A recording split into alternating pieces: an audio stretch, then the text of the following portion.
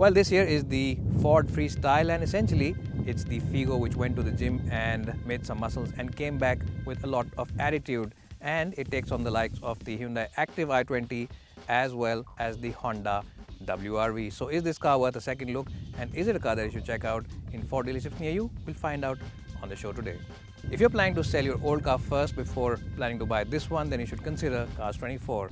Visit any of their 50 branches across India and sell your car at the best price.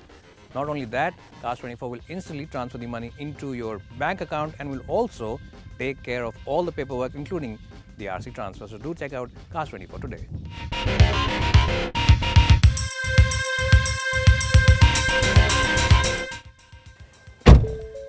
Well, every time you step inside the Freestyle, you'll truly appreciate the solid build quality on this car, and the doors really do shut with a very authoritative thud, and they have a solid sense of confidence about themselves, and you do feel like you're sitting inside a very safe car along with your entire family. What you'll also appreciate is this fantastic touchscreen system over here. It's a new touchscreen system on this car, on the Freestyle, and this will also make its way onto the Figo and other models in the Ford range, but it is by far the easiest and the best system on any car at this price point. It's ahead of all its rivals, including Hyundai as well as Maruti, in terms of ease of operation as well as the look and feel.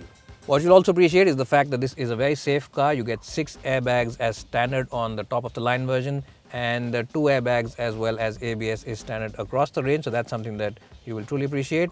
But what might split opinion is the fact that the dashboard here is finished in a dark chocolatey brown color, and that's something that some buyers might like and some buyers might not like.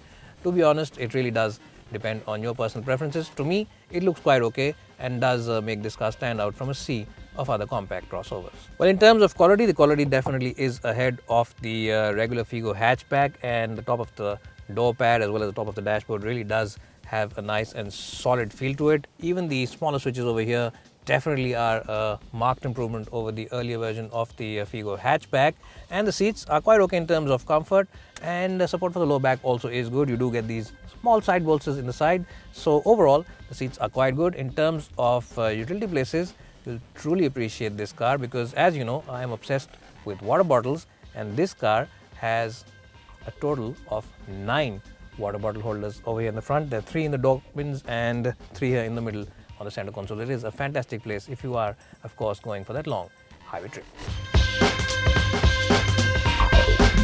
Well, if you've ever been inside the regular Figo, then you will of course appreciate the new room over here at the back, because this car is based on that car. There's plenty of place below the front seats to stretch your feet, because the front seats have been raised up quite a bit, and headroom also is more than sufficient for someone who is my height, which for reference is about 5'10". So people who are about 6'2" or 6'3" should be quite okay in these seats, because there's ample headroom. Now, the seats in themselves are quite okay in terms of comfort. The support for the lower back is good. The backrest angle also is pretty good, and the seat scob is pretty wide, so you get ample support for your under thighs, and the hip as well as knee angle also is nice. Now remember, these seats are pretty high set, which means that you can easily slide into them and walk out of this car. You don't have to really crouch or get into those weird positions to enter this car. You can simply walk into it, so that's also something that people will appreciate. One thing which people might not truly appreciate is the fixed headrest. You can't move them up or down, so that's something which is a bit of a retrograde step from Ford, and something that they should fix on this car, because if you really want to go to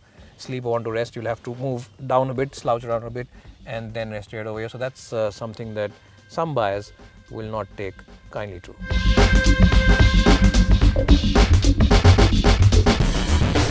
Well, so practicality is further aided by this massive and generous boot. Now, the boot on the Figo has always been pretty good, and it's no different on the Freestyle. It's a nice and spacious boot. It's a wide boot as well.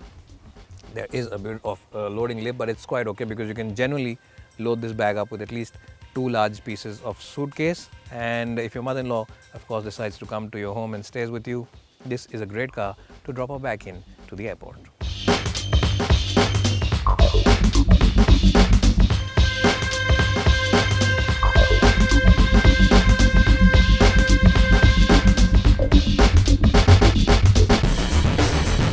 Well, so how is the Ford Freestyle to drive?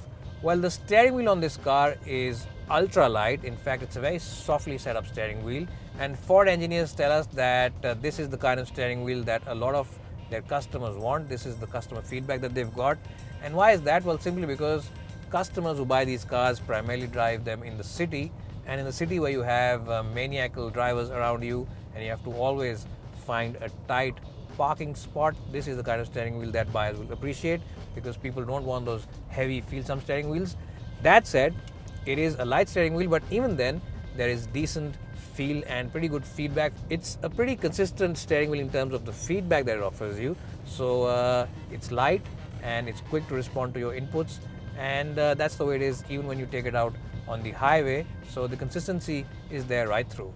Well, what buyers will also appreciate is the suspension setup on the Freestyle. Now, this car's suspension has been raised up from the regular Figo hatchback, and it can tackle some badly patched up roads, and it can also do that mild off-roading. Of course, we won't be doing that today, because most buyers who buy these cars don't buy them for off-roading. They buy them more for the feel and the look that these cars offer.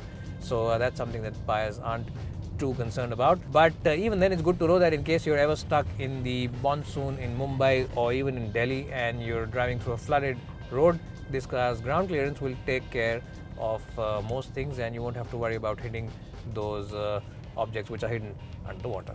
Well, what buyers will also appreciate is the suspension setup. It is a suspension which offers you exemplary ride comfort, especially when you're driving it on the highway and doing speeds in excess of 100 kph. And if you're the kind of driver who really does always press the accelerator hard, this car will simply sit on the road and not break a sweat. It's a fantastic car for those long distance trips, and it's a fantastic product for people who drive a lot on the highways. Even in the city, the ride comfort is pretty good. It's only the odd badly patched up road which does enter the cabin once in a while, because remember, the suspension on this car is towards the farmer side. Well, so talking about the new engine, it's a very quiet motor. It is splendid when you rev it hard. There's hardly any noise intrusion or any noise or even vibration which enters the cabin from the engine. So Ford really have done a very good job with the cabin insulation on this car. When you're doing highway speeds, there's hardly any wind noise. There's no wind noise up to 100, 110. There's no tire noise, so it's a nicely isolated cabin. And the engine is ultra responsive to your throttle inputs. It's really a very, very responsive engine, which makes this car a joy to drive in the city.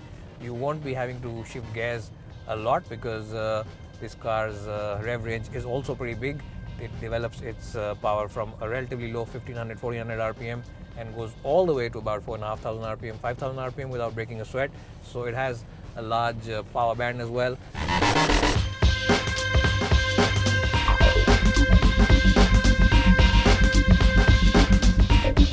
If you enjoy cars with the crossover styling and want a car which offers you great driving dynamics as well as a roomy cabin and also affordable spare parts as well as affordability in terms of the buying cost, then the Freestyle really is a very good option for you. You should definitely go ahead and check it out at a Ford dealership near you.